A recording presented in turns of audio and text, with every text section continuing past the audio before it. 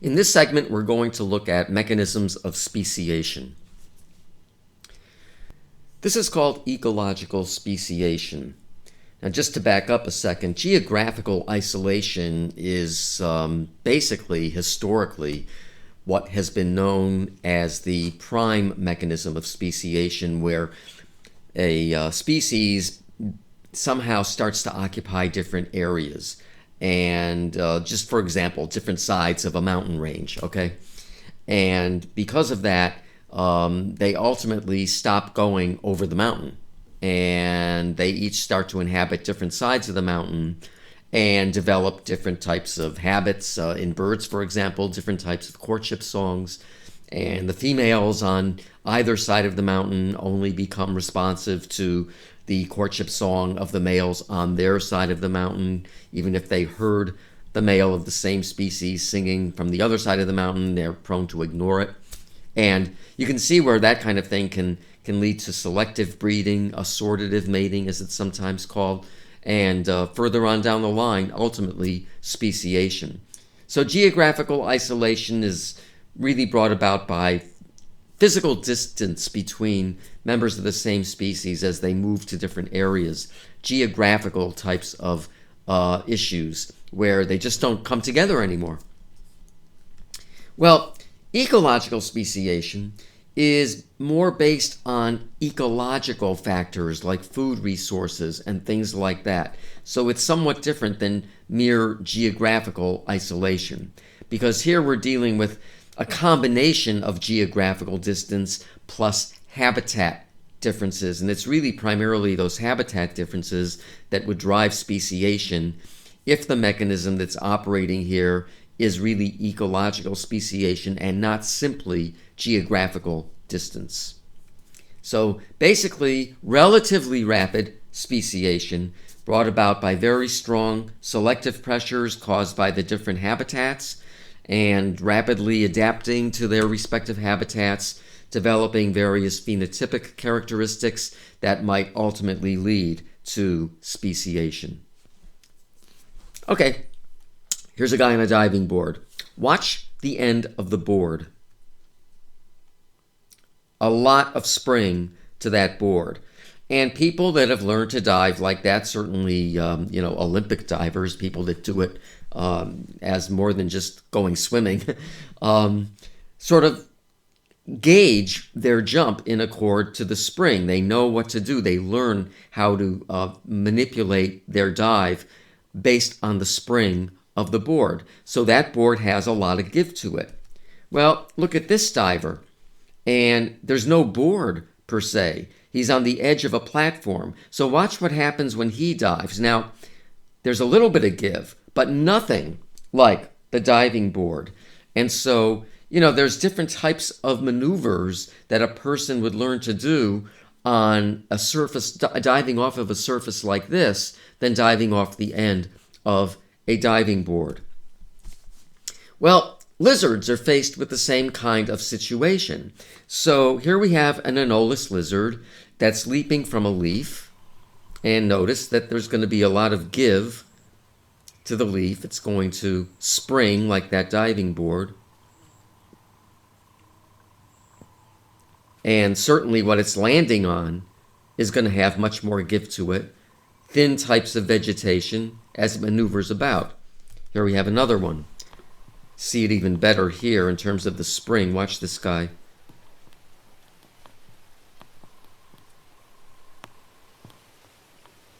About to jump up like that. And in fact, there was so much spring to that that he missed and fell. Now he managed to grab onto another leaf and is climbing up. Well, compare that with this. This is a much broader leaf, and there's very little give to it as this anolis lizard is jumping. So very different types of biomechanics are involved as these lizards are navigating their environments. Okay, so here's an experiment that was actually done to look at this. So these lizards were originally found on a rather large island with a certain type of vegetation. There were more trees and things like that. They were transplanted to smaller islands with a very different type of vegetation from the island that they originally inhabited. And the smaller islands were characterized as more of those thin leafy type things rather than the thicker leaves and tree trunks and things like that.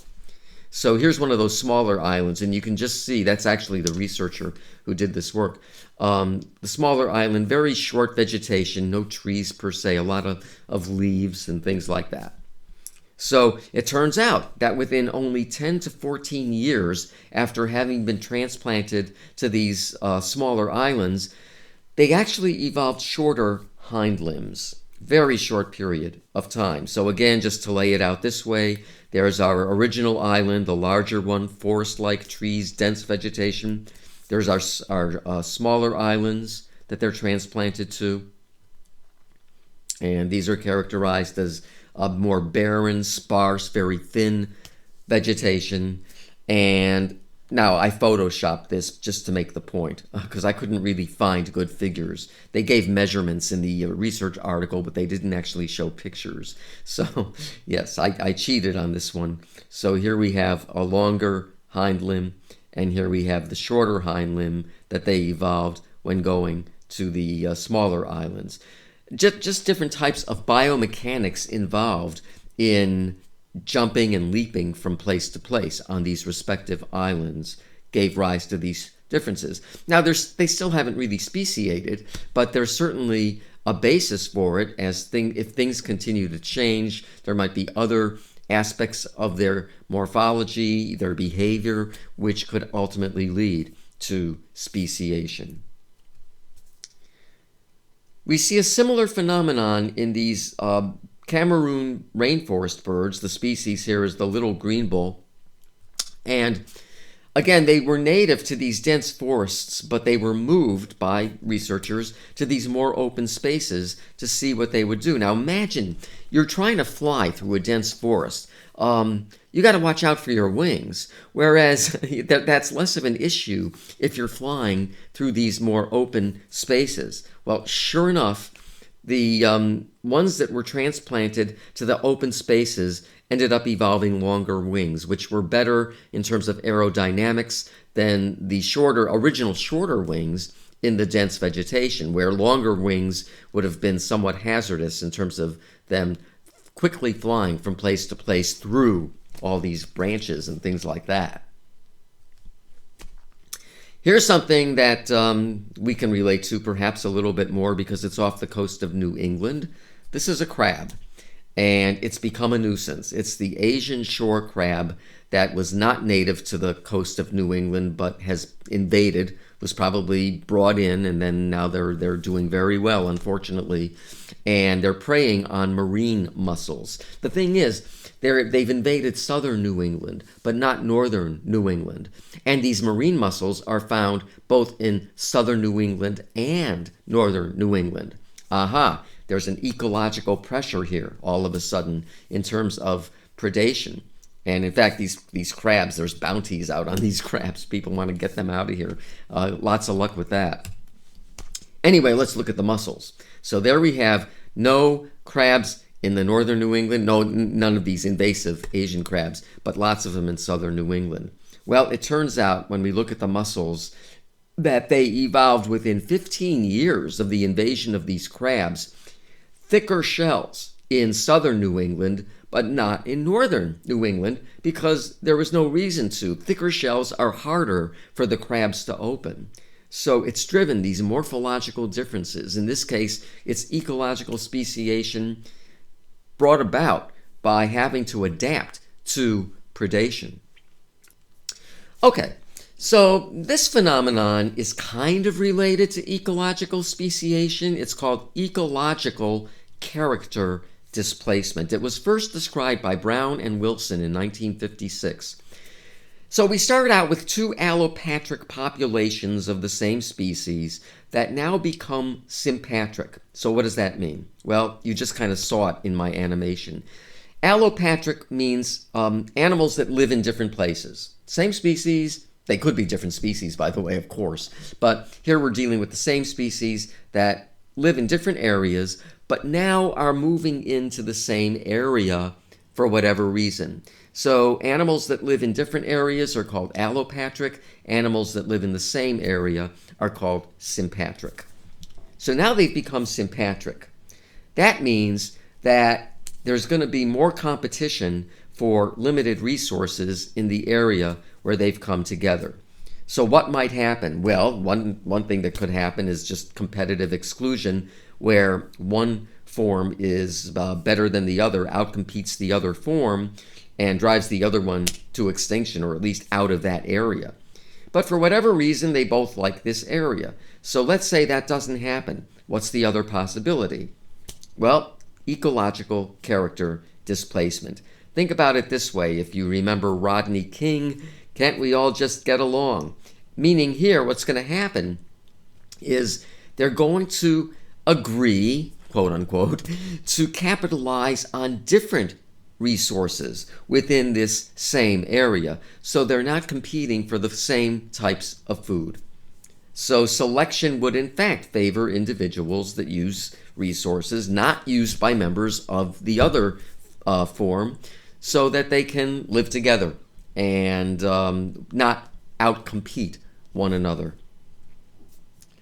So basically, what you might see as a result of that, because they have different diets, so to speak, you might see changes occur within the population that could lead to speciation. So it's kind of like ecological speciation, but this one doesn't really involve any kind of geographical distance. Quite the opposite. They're living in the same area. They're sympatric. And so if ecological character displacement is what does occur, then we may have a basis for speciation here, based upon phenotypic and or behavioral changes, because they're feeding on different types of food within the same area. So here's Anolis lizards again. Okay, let's see what the deal is. These are two different species, though. They're closely related, but two different species, Carolinensis and Segree. So it turns out that Carolinensis is native to certain islands in South Florida. So there they are. They hang out there. That's their area. Well, Segree was actually introduced to these small islands where they had not been found before. It's basically that same experimenter that we talked about before, but this is a different series of experiments. So now they're living in the same area. And within 20 generations, what ended up happening is that they started to live in different places on these islands.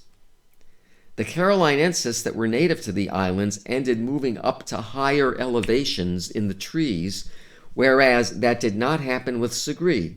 They decided, okay, we'll just stay lower down. So they're not competing for the exact same thing.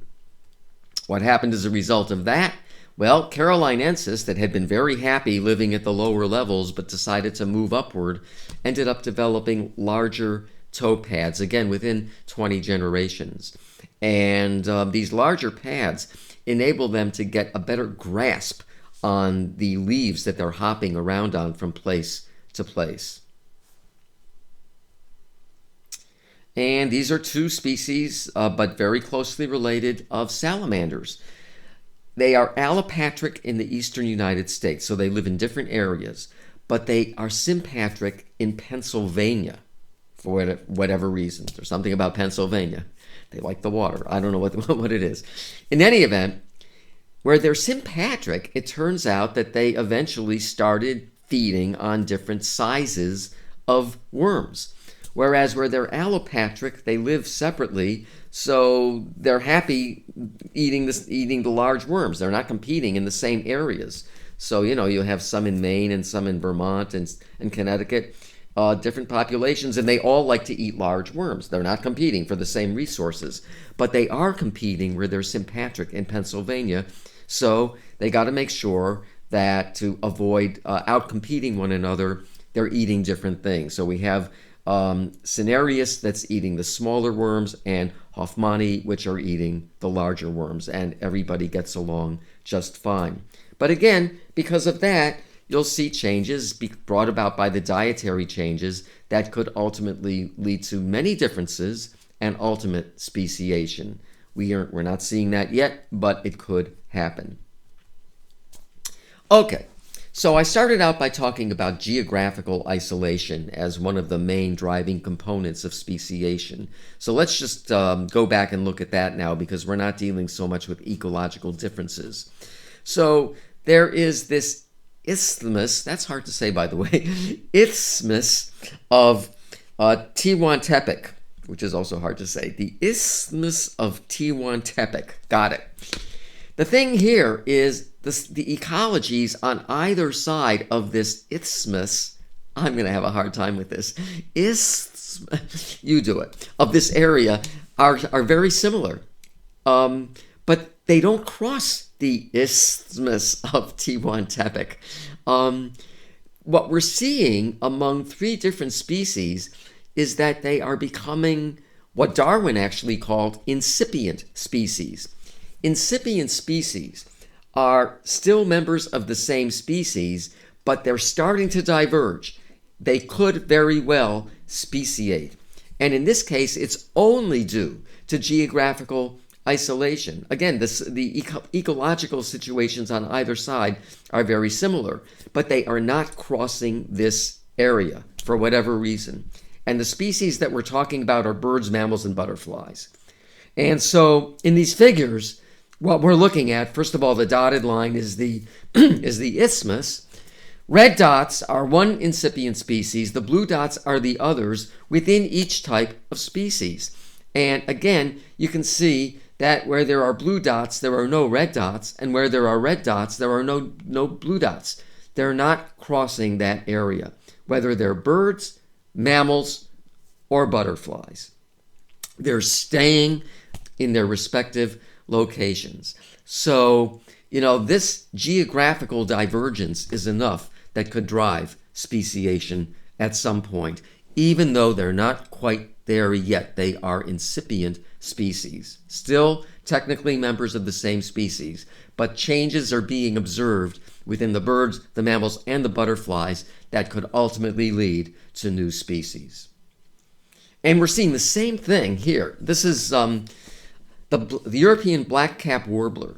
Okay, so they're migratory birds. They migrate very long distances. Well, originally, yes. So here's what's going on there. Their original migratory route, and this is a long route, was from the part of France and Germany all the way down to the south of Spain in the wintertime, where the climate's much warmer. Okay, well, it turns out that some, for whatever reason, started to head in the wrong direction and ended up in the UK. Well, people in the UK are notorious for being bird fanciers. They love birds, and they feed birds. They overfeed birds. And if you're feeding birds, that's enough to keep birds coming back rather than going to their original migratory route. Now, some stuck to the original migratory route because fewer people are feeding them in southern Spain than in the UK. As a result of that, what's been observed are some interesting changes. Again, it's one species. Within less than 30 generations, the ones that were going to the UK have evolved rounder wings, narrower beaks, and a darker color. For whatever reason, the narrower beaks probably had to do more with the seeds that they were being fed in the bird feeder. But, those are enough changes that at some point we could see speciation occur. And again, it's basically due to this geographical distance. Could lead to speciation. Okay, so those are some of the mechanisms of speciation and how in some of these cases we can see speciation occur in a relatively short period of time.